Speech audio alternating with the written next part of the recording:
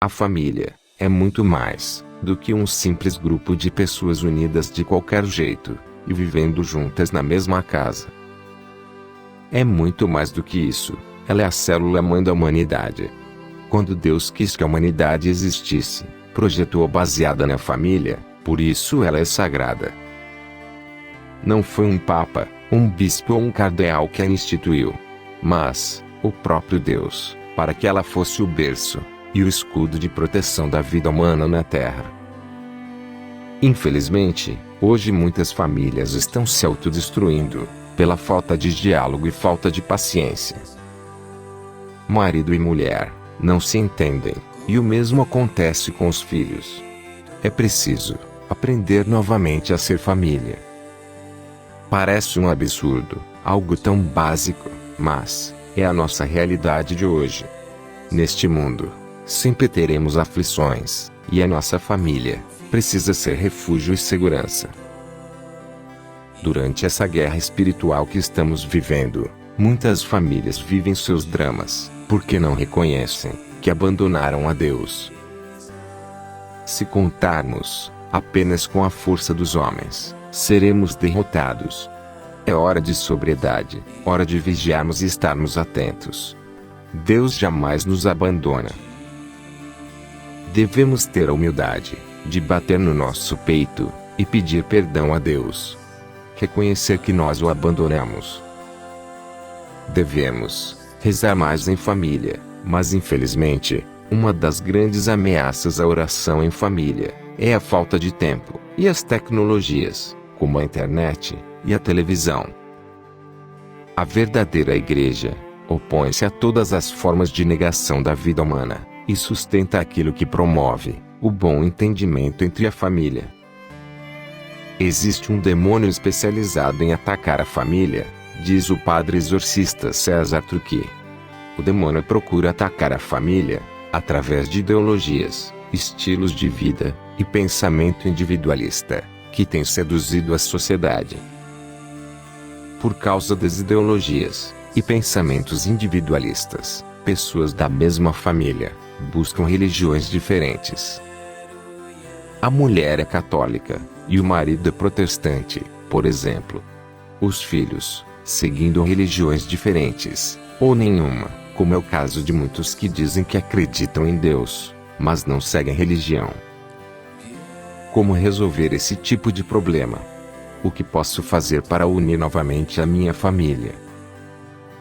Lembrando que essa iniciativa pode ser tomada por qualquer um dos membros dessa família, o pai, a mãe, ou mesmo um filho ou uma filha.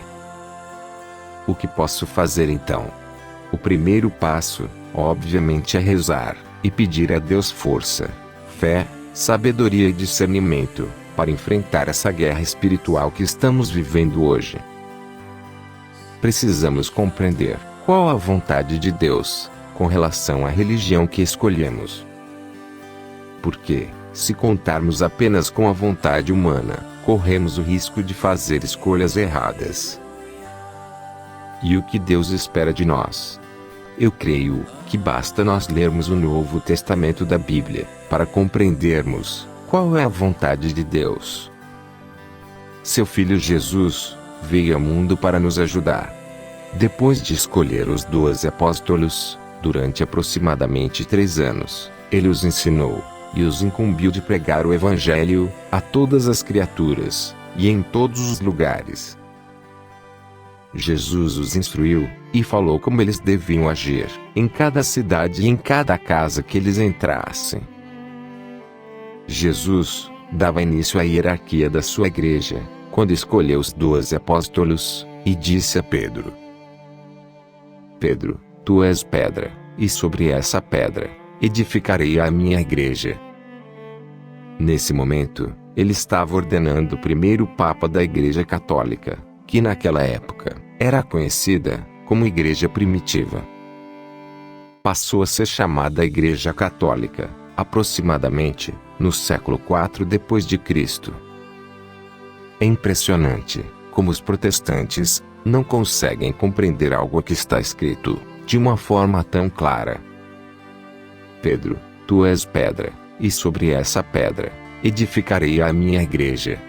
Jesus disse: minha igreja, e não as minhas igrejas. Portanto, essa é a vontade de Deus. Que nós escolhamos a igreja que foi fundada pelo seu próprio Filho. A Igreja Católica Apostólica Romana. Uma única igreja, para todos, sem distinção. Jesus fundou a sua igreja, com base nos ensinamentos que ele recebia de seu próprio Pai. Enquanto que Lutero fundou as suas seitas, com base nas suas próprias ideologias. E tem milhares e milhares de pessoas que preferem seguir as ideologias de Lutero do que os ensinamentos de Jesus, através da Igreja Católica. Quanta ingratidão para com aquele que morreu na cruz, para salvar as nossas almas. Inclusive, as almas dos protestantes que abandonaram a verdadeira e única Igreja de Cristo. É isso que nós devemos fazer, nos submeter à vontade de Deus, e não à vontade de Lutero. A verdadeira e única religião criada por Jesus, e com base nos ensinamentos de Deus, é a religião católica. Todas as outras religiões são criadas por pessoas, e com base apenas em suas próprias ideologias. Os protestantes dizem que amam Jesus, mas, ao invés de seguir seus ensinamentos, a sua doutrina, eles seguem as ideologias de Lutero. O famigerado sola scriptura, por exemplo, que representa a livre interpretação da Bíblia, e que foi a causa da existência das milhares de seitas protestantes espalhadas pelo mundo. Ou o sola fide, somente a fé, onde Lutero afirma que somente pela fé as pessoas se salvam. E os protestantes dizem que não seguem o homem, que eles seguem apenas a Jesus. Isso é uma grande mentira, uma grande contradição, porque na prática, eles seguem Lutero e as suas ideologias. Ao invés de seguir Jesus e a sua doutrina, você, que tem parentes de outras religiões ou seitas, mostre esse vídeo a eles. Talvez isso possa ajudá-los. Sei que é muito difícil fazer proselitismo hoje em dia, porque os pastores protestantes fazem literalmente uma lavagem cerebral nos seus contribuintes. Mas tente, mesmo que você não consiga fazê-los compreender que eles estão errados em abandonar a verdadeira Igreja de Cristo. Tente mesmo assim. Faça a sua parte. Não seja omisso, e deixe o resto nas mãos de Deus.